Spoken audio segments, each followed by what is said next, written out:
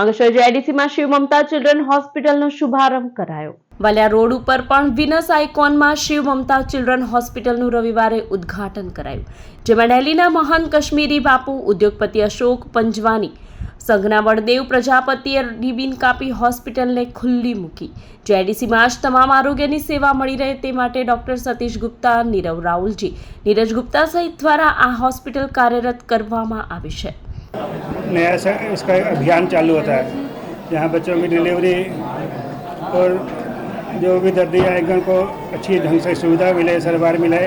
एक स्वयंसेवी संस्था के हिसाब से ये उभरे तो लोगों में इसका नाम हो, बड़े अच्छे ढंग से हो। સો આજે 20 જુલાઈ આપણે શિવ મમતા ચિલ્ડ્રન હોસ્પિટલના ઓપનિંગ કર્યું છે આજે।